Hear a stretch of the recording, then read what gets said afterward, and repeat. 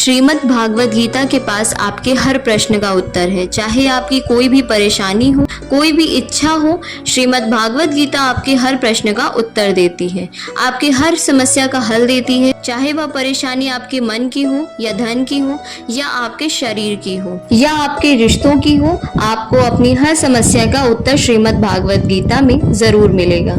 आज हम उसी श्रीमद् भागवत गीता के ऐसे 11 अनमोल उपदेश आपको बताएंगे जो आपकी पूरी जिंदगी बदल देगा।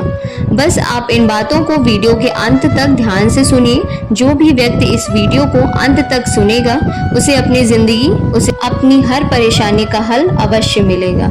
उसे अपनी जिंदगी में जो कुछ भी चाहिए वह उसे जरूर मिलेगा। श्रीमद् भागवत गीता का सबसे पहला उपदेश यही है कि कोई अगर आपका अपना है या कोई आपसे बड़ा है तो उसका अपने प्रति गलत व्यवहार कभी भी सहन नहीं करना चाहिए। यह गीता का उपदेश हमारी जिंदगी से भी जुड़ा है। हम भी अपने मन की अधिकतर तकलीफों को यह सोचकर जिंदगी भर सहते रहते हैं कि या तो मेरा अपना है या तो मेरा बड़ा है। इसको हम कैसे कुछ कह सकते हैं? हम अगर नहीं सहेंगे, कुछ कह देंगे तो हमारे रिश्ते ही खराब हो जाएंगे। पर सोचने की बात यह है कि आप उसे अपना कैसे मान सकते हैं जो आपकी तकलीफों की वजह हो। अपना तो वह होता है जो हमारी तकलीफों को दूर कर दे। तो गीता का यह उपदेश है कि किसी को भी अपना फायदा मत उठाने दो, किसी को भी खुद पर जुल्म मत करने दो, क्योंकि आप जितना सहेंगे लोग आपको उतना ही सहने के लिए और मजबूर करेंगे। गीता का पहला अध्याय जिसका नाम अर्जुन विषाद योग और दूसरा अध्याय जिसका नाम सांख्य योग है, उसके आरंभ में अर्जुन ने श्री कृष्ण को अपना दुख प्रकट किया। हे केशव, मैं कौरवों से कैसे युद्ध कर सकता हूँ? यह सब तो मेरे अपने ही हैं। मैं कैसे भीष्म पितामह और द्रोणाचार्य से युद्ध करूँगा, क्योंकि वह दोनों मेरे पूजनीय हैं। इसलिए इन गुरुजनों को मानने से तो अच्छा है कि मैं भिक्षा के अन्न को खाकर अपने जीवन का गुजारा कर लूँ। और जिन कौरवों से मैं युद्ध करने जा रहा हूँ वह सब धृतराष्ट्र के पुत्र मतलब मेरे भाई ही हैं, मेरे अपने ही हैं। इन सबको मारने से अच्छा है कि मैं सन्यासी बन जाऊं। तो कृष्ण ने अर्जुन से कहा कि यहाँ कौन अपना है और कौन पराया है? जो अधर्म करता है उसके साथ युद्ध करना तुझे मोक्ष और मुक्ति देगा। तू अपने इस मन के मोह को त्याग दे, नहीं तो सारा जग तेरी निंदा करेगा, तुझे डरपोक कहेगा। बात अपने पराये की नहीं है, बात धर्म और अधर्म की है, बात सही और गलत की है। अगर तू गलत को सहेगा, उसका अंत नहीं करेगा, तो गलत करने वाले को और बल मिलेगा, वो और भी गलत करेगा।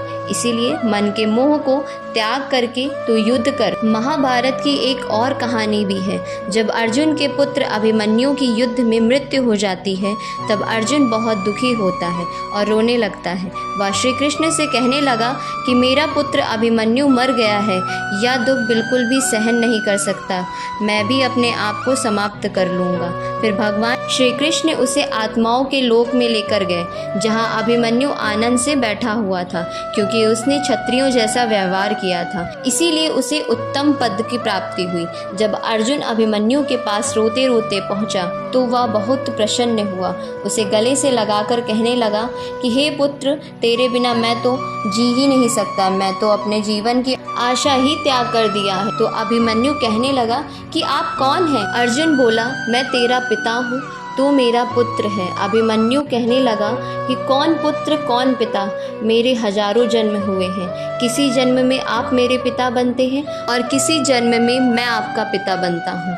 आत्मा का ना कोई माता होता है और ना ही कोई पिता होता है। जब अर्जुन ने देखा कि मेरा पुत्र मुझे पहचान भी नहीं रहा तो उसका सारा मोह खत्म हो गया। इसलिए गीता के इस उपदेश को ठीक से समझ लो कि यहाँ कोई अपना पराया नहीं है। जो बुरे वक्त में, तकलीफ के वक्त में हमारा साथ दे, सिर्फ वही हमारा अपना है, बाकी सब पराये हैं। गीता का दूसरा उपदेश यह है कि जो चला गया है कभी उसका दुख मत करो और जो आने वाला है उसकी बिल्कुल भी चिंता मत करो। जब महाभारत का युद्ध चल रहा था तब अर्जुन ने श्री कृष्ण से कहा कि अगर इस युद्ध को ना रोका तो इसमें करोड़ों लोग मारे जाएंगे। जो सैनिक और योद्धा इस युद्ध में मारे जाएंगे उनकी स्त्रियों का क्या होगा, समाज कैसे आगे बढ़ेगा, और भी बहुत सी बातें अर्जुन ने विस्तार से कही है। तो भगवान श्री कृष्ण ने कहा, असो नव सोच स्वम प्रज्ञावादाश भास से गता सुवता सनानो सोच पंडिता। श्री कृष्ण बोले, हे अर्जुन, तू बड़ी बड़ी ज्ञानियों जैसी बातें करता है, लेकिन जो सच में ज्ञानी होता है वो जो लोग मर चुके हैं, जा चुके हैं या एक दिन जाने वाले हैं, उनकी चिंता नहीं करता है, उनका दुख नहीं करता है। तेरे हाथ में कुछ नहीं है, तू चाह कर भी कुछ कंट्रोल नहीं कर सकता है। जीवन और मरण या तो प्रकृति की नियति है, इसीलिए जो ज्ञानी होता है वह किसी के भी मरने पर रोता नहीं है। ज्ञानी जन ना ही बीते हुए कल का शोक करते हैं और ना ही आने वाले कल की चिंता करते हैं। इसलिए जो होने वाला है वह होकर ही रहेगा और जो नहीं होने वाला है वह कभी नहीं होगा। ऐसा निश्चय जिसको समझ में आ जाता है, जिसकी बुद्धि में आ जाता है, उसे कभी भी कोई भी चिंता नहीं सताती, कोई दुख नहीं सताता। हमारे सारे दुखों का कारण ही यही है, या तो हम जो वक्त गुजर चुका है उसे सोच सोच कर परेशान होते रहते, या तो भविष्य की चिंता कर करके खुद को बीमार कर देते हैं, समय को नष्ट कर देते हैं। गीता का ज्ञान हमें यही सिखाता है कि ना तो हम बीता हुआ कल बदल सकते हैं और ना ही आने वाला कल पर कंट्रोल कर सकते हैं। हमारे हाथ में सिर्फ वर्तमान है, सिर्फ आज का ही पल है। हमारा 98% पर तनाव और चिंताएं भूतकाल और भविष्य काल के बारे में सोचते रहने से होता है। हमेशा उसी में ही जीते रहते हैं, मगर वर्तमान में कभी नहीं जीते, इस पल को कभी नहीं जीते। जब आप वर्तमान का पूरा आनंद लेना सीख जाओगे, तभी आपकी ज़िंदगी से तनाव कम होगा, चिंताएं खत्म होंगी।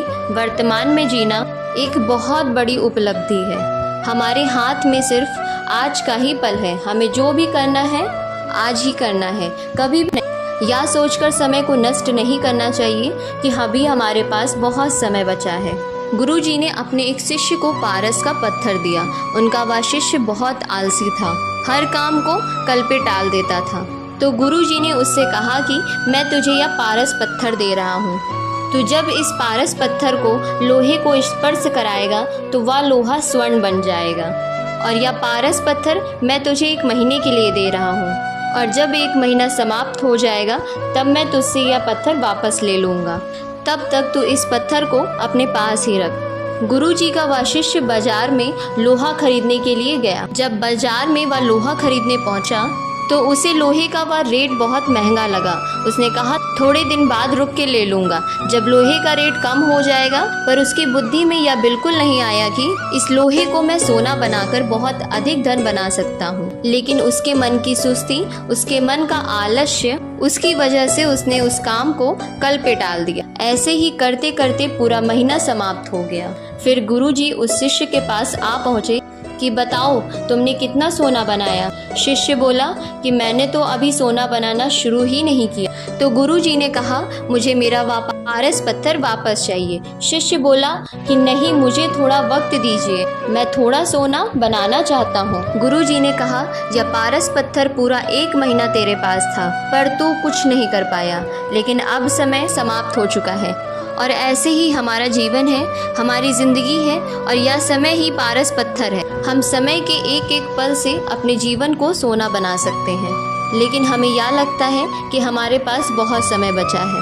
एक दिन ज़िंदगी को जी लेंगे, एक दिन ज़िंदगी में खुश हो जाएंगे, लेकिन वह दिन कभी नहीं आता और हम ज़िंदगी भर भागते रहते हैं, परेशान होते रहते हैं, दुखी होते रहते हैं। लेकिन ज़िंदगी को जीना, खुश रहना हम भूल जाते हैं। इसलिए गीता का ज्ञान हमें यह सिखाता है कि आप आज में जीना सीखो, इस पल में जीना सीखो।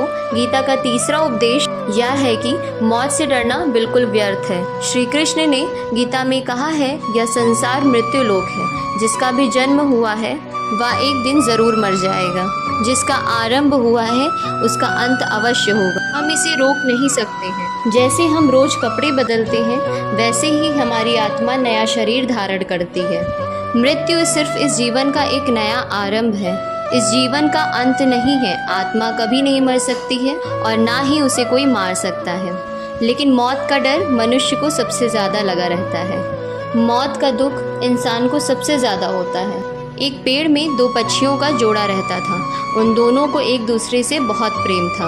उन्होंने साथ जीने मरने की कस्में खाई थी। एक दिन वहाँ एक शिकारी आया और उसने तीर चलाकर वहाँ पेड़ पर बैठे मादा पक्षी को मार दिया। तो वो अकेला नर पक्षी रोने लगा कि मैं तुम्हारे बिना कैसे जी पाऊंगा। तुम्हारी जगह मेरी मृत्यु आ जाती, मेरा जीवन तुमको मिल जाता। वह रो रो कर बहुत विलाप करने लगा। इतने में ही उस शिकारी ने दूसरा तीर चलाया और उस नर पक्षी को भी मार दिया। वास्तविकता में यह कहानी हमारी ही है। हम भी रोते रहते हैं जब कोई मरता है तो, लेकिन हमें यह नहीं पता कि एक ना एक दिन हमारा भी जीवन समाप्त हो जाएगा। हम भी उसी मृत्यु के पेड़ पर ही बैठे हैं, लेकिन शरीर का मिटना हमारा अंत नहीं है। श्री कृष्ण ने अर्जुन से कहा कि हे अर्जुन, तेरे और मेरे अनंत जन्म हुए हैं। तुझे कुछ भी याद नहीं है, लेकिन मुझे सब याद है। जो व्यक्ति इस सत्य को समझ ले कि मैं यहाँ इस संसार में कुछ समय के लिए ही आया हूँ, उसकी जिंदगी के सारे झगड़े, सारे दुख, सारी चिंताएं ही समाप्त हो जाएंगी। जब संसार से जाना ही है तो दुख किस बात का। पहले के जमाने में साधु महात्मा लोग पैदल यात्रा करते थे। यात्रा करते करते वह एक नगर में पहुँचे। वह महात्मा बहुत थक चुके थे। उस नगर में उन्होंने एक महल देखा और उन्होंने उस महल में जाकर विश्राम करने का सोचा और वह महल में जाकर सो गए। जब उस महल में वहाँ का राजा पहुँचा तो अपने पलंग पर उस महात्मा को सोता हुआ देखकर बहुत हैरान हो गया। राजा उस महात्मा से पूछने लगा कि तुम मेरे महल में कैसे घुस गए, कि तुम मेरे महल में कैसे घुस आए और मेरे बिस्तर पर सो रहे हो। महात्मा कहने लगा, यह तुम्हारा महल है? मुझे तो लगा यह धर्मशाला है। तो राजा ने कहा, आपको मेरा महल धर्मशाला कैसे लगा? तो महात्मा ने राजा से प्रश्न किया कि तुमसे पहले इस महल में कौन रहता था? तो वह राजा बोला कि मुझसे पहले मेरे पिता यहाँ रहते थे और उससे पहले मेरे दादाजी यहाँ पर रहते थे। तो महात्मा ने फिर प्रश्न किया कि क्या तुम इस महल में हमेशा रहोगे या तुम्हारे बाद कोई और रहेगा? तो राजा कहने लगा कि मेरे बाद मेरा पुत्र इस महल में रहेगा। तो महात्मा राजा से कहने लगी कि जिस जगह पर रहने वाले बार बार बदल जाते हो उसे घर कैसे कह सकते हैं? वह तो धर्मशाला ही है। इसीलिए तेरे महल को धर्मशाला समझकर मैं रात बिताने के लिए आ गया। धर्मशाला जान जग को जीव सब मेहमान है, मोह किसी से मत करो सब स्वप्न का सामान है। यदि हम भी इस बात को समझ लें कि हम यहाँ कुछ समय के लिए ही आए हैं, आनंद करने के लिए आए हैं, खुश रहने के लिए आए हैं, तो हमारे सारे दुख ही समाप्त हो जाएंगे। जब हम अपना मोह यहाँ जमा लेते हैं, हम अपना दावा यहाँ जमा लेते हैं कि यह मेरा है, मैं इसे छोड़ नहीं सकता, इसके बिना मैं जी नहीं सकता, तो हमारा जीवन दुखों से भर जाता है। इसीलिए जीवन में मृत्यु का भय त्याग करके जीवन का प्रतिपल आनंद लेना चाहिए। गीता का चौथा उपदेश, मन और विचारों को कंट्रोल किए बिना जीवन में कभी भी शांति और सुकून मिलने वाला ही नहीं है। अर्जुन ने श्री कृष्ण से कहा कि मेरा मन सही गलत सब कुछ जानता है, फिर भी मेरे विचार और मेरा मन मुझसे कंट्रोल नहीं होता। मैं जो करना चाहता हूँ वह कर नहीं पाता हूँ और जो नहीं करना चाहता हूँ वह मेरा मन मुझसे जबरदस्ती करवाता है। इसीलिए मैं बेचैन हो गया हूँ, मुझे शांति प्राप्त नहीं हो रही। तो श्री कृष्ण ने अर्जुन से कहा, उसके लिए तुझे अपने मन और विचारों से डिटैच होकर अपने मन और विचारों सही दिशा में ले जाने की प्रैक्टिस करनी होगी, अभ्यास करना होगा। और यह एक दिन का काम नहीं। जब तक तू अपने मन और विचारों की गुलामी का त्याग नहीं करता, तब तक तुझे जीवन में कभी भी शांति नहीं मिलेगी। एक राजा था, वह बहुत बेचैन और परेशान रहता था।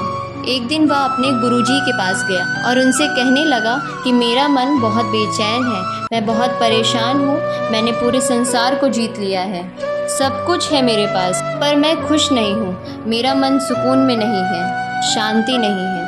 तो गुरुजी ने राजा से कहा कि तुम्हारे नगर में अगर कोई ऐसा व्यक्ति है सुकून और शांति को प्राप्त कर लिया है, तुम उसका एक बार कुर्ता पहन लो तो तुम्हारे जीवन में भी शांति आ जाएगी। राजा बहुत प्रसन्न हो गया कि यह बहुत आसान काम है। वह अपनी राजमहल में आया और राजसभा में वह सबसे कहने लगा कि आप लोगों में से जो भी शांत हो चुका हो, जिसे सुकून मिल गया हो, वह अपना मुझे कुर्ता दे दे। वो बदले में जितना भी धन मांगेगा मैं उसे दे दूंगा। सब लोग एक दूसरे का मुंह देखने लगे। पैसों का लालच आया, लेकिन सबको एक दूसरे की सच्चाई पता थी, क्योंकि किसी की जिंदगी में भी शांति और सुकून नहीं था। सब अपना सर झुकाकर वहां पर खड़े हो। फिर उस राजा ने पूरे नगर में ढंढोरा बटा दिया कि जिसे भी शांति प्राप्त हो चुकी हो, सुकून प्राप्त हो चुका हो, वह मेरे पास आकर मुझे अपना कुर्ता दे दे। वह जितना कहेगा उसे उतना धन दिया जाएगा। लेकिन एक भी व्यक्ति ऐसा नहीं मिला जिसे शांति प्राप्त हो चुकी हो। वास्तविकता में जब कोई मरता है तब हम कहते हैं कि वो फला व्यक्ति आज शांत हो गया। कभी किसी जिंदा इंसान के लिए नहीं सुना कि एक जीता जागता इंसान शांत हो गया है। राजा के सैनिक पूरे शहर में ढूंढते रहे, फिर उन्हें पेड़ के नीचे एक महात्मा तपस्या करता दिखा, जिसके चेहरे पर एक शांति थी, सुकून था। वो सैनिक उस महात्मा के पास आकर पूछने लगे कि क्या आपने शांति प्राप्त कर ली है, सुकून प्राप्त कर लिया है? तो महात्मा ने कहा, मैं पूरी तरह से शांत हूँ। तो सैनिक उसे राजा के पास ले आए। राजा ने उस महात्मा से प्रश्न किया कि क्या आपको शांति और सुकून प्राप्त हो चुके हैं? वह महात्मा कहने लगे, महाराज, मैं पूरी तरह से शांत हूँ। मुझे कोई चिंता नहीं, मुझे किसी चीज़ की भी लालच नहीं, मुझे कोई इच्छा नहीं। तो राजा भी बहुत प्रसन्न हो गए कि आखिर वह व्यक्ति मिल ही गया जिसे शांति की प्राप्ति हो चुकी है, जिसे सुकून की प्राप्ति हो चुकी है। तो राजा उस महात्मा से कहने लगे कि हे महात्मा, आप कृपया करके अपना कुर्ता मुझे दे दीजिए और बदले में आप जो मांगेंगे मैं आपको दे दूंगा।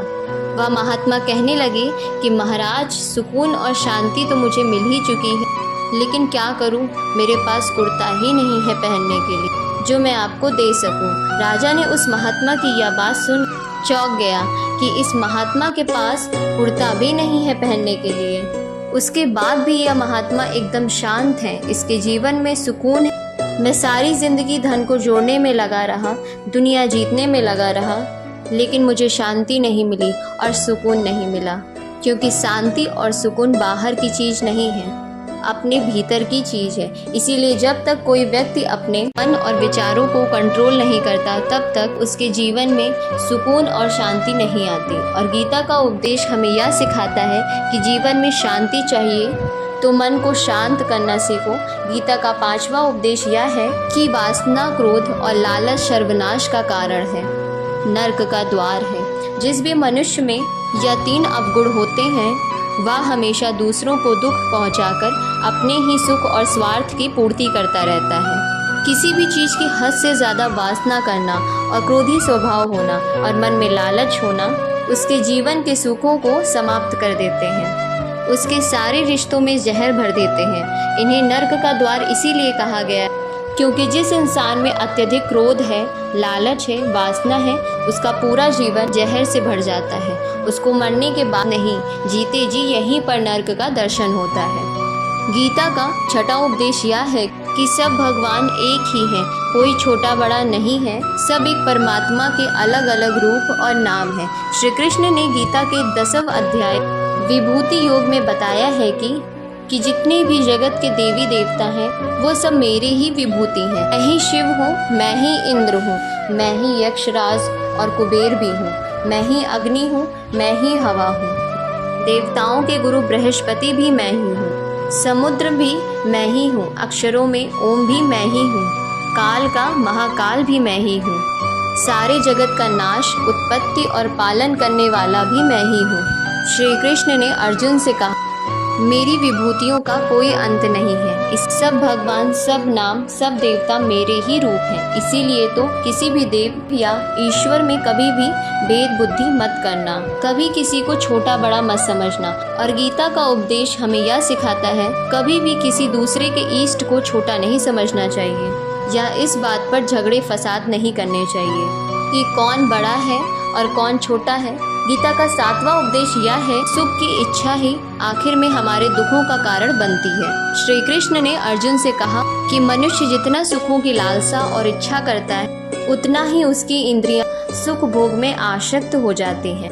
उतना ही इंसान का मन संसार के सुख और आकर्षण का गुलाम बन जाता है, और जितना सुख के पीछे भागेगा उतना ही उसे दुख के अनुभव से भी गुजरना पड़ेगा, क्योंकि यह संसार का नियम ही है। जो चीज़ें शुरू में मन को बहुत आकर्षित करती हैं, बाद में वह हमें बहुत दुख देती हैं, और जो चीज़ें शुरू में मुश्किल लगती हैं, हमें कठिन लगती हैं, बाद में हमें वह बहुत काम आती हैं। गीता का 8वां उपदेश यह है कि जो भी मनुष्य दुनिया के सारे सहारे छोड़कर सिर्फ भगवान को ही अपना सहारा मानेगा, अपना सहारा मान लेता है, उसकी हर ज़रूरत वह ईश्वर पूरी करता है। उसकी हर प्रकार से रक्षा वो परमात्मा ही करता है। जो भी व्यक्ति मुझे ही अपना सहारा मानता है, उसका योग क्षेमम वहाहम, अर्थात जो चीज़ नहीं मिलती है उसकी प्राप्ति कराना उसका नाम योग है, और जो चीज़ जीवन में मिली हुई है उसकी रक्षा करना उसका नाम क्षेम है। तो श्री कृष्ण कहते हैं, जो मुझ पर डिपेंड हो जाते हैं उनको जो चाहिए वो मैं ज़रूर देता हूँ, और उनकी हर प्रकार से रक्षा मैं ज़रूर करता हूँ। गीता का 9वां उपदेश यह है कि संसार में हमारा कुछ भी नहीं है। गीता सार में आपने कई बार सुना होगा कि तुम्हारा क्या गया जो तुम रोते हो, तुम क्या लाए थे जो तुमने खो दिया, तुमने क्या पैदा किया जो नष्ट हो गया, तुमने जो लिया यहीं से लिया, जो कुछ भी दिया यहीं पर दिया। जो आज तुम्हारा है कल किसी और का होगा, क्योंकि यह परिवर्तन इस संसार का नियम है। कल तक आप जिसके बिना जी नहीं सकते थे, आज उनसे कोई रिश्ता ही नहीं, बातचीत तक नहीं है। कहाँ गए वो जीवन भर के सारे रिश्ते, वो सारे मित्र जो साथ जीने मरने की बातें करते थे, आज पता भी नहीं है कि वह लोग कहाँ चले गए। यह संसार परिवर्तनशील है, सब लोग यहाँ बदल जाते हैं, हर रिश्ता बदल जाता है, और तो और यह हमारा शरीर भी हर दिन बदल रहा, बचपन से जवानी, जवानी से बुढ़ापा, और एक दिन यह शरीर हमारा साथ छोड़ देता है। तो किसके लिए रोना और किसके लिए चिंता करना। हम सारी ज़िंदगी चीज़ों को, रिश्तों को, ज़िंदगी को बनाने में, सजाने में लगे रहते हैं, लेकिन एक दिन सब कुछ बिखर जाता है। गीता का 10वां उपदेश हमें यह सिखाता है कि किसी से भी हद से ज़्यादा मोह कभी मत करना। श्री कृष्ण ने गीता का पूरा ज्ञान ही अर्जुन के मोह को नष्ट करने के लिए ही कहा है। यह मोह ही है जो इंसान को सबसे ज़्यादा रुलाता है। वह इतना बलवान है कि शेर जैसे इंसान को भी गीदड़ बना देता है। जो अर्जुन युद्ध में देवताओं से भी जीत गया, पर अपने रिश्तेदारों को युद्ध में देखकर उसका हाथ कांपने लगा। वह बोला, हे केशव, मेरे हाथ में धनुष पकड़ने की ताकत ही नहीं बची है, मेरे हाथ कांप रहे हैं, मैं युद्ध नहीं कर पाऊंगा। यह मोह इतना पेनफुल होता है जिसकी पीड़ा ना सह पाने के कारण कई लोग अपनी ज़िंदगी ख़त्म कर देते हैं, आत्महत्या तक कर लेते हैं कि उस व्यक्ति के बिना हम जी नहीं पाएंगे। जीवन में किसी से भी हद से ज़्यादा मोह करोगे तो जीवन में पीड़ा का ही सामना करना पड़े।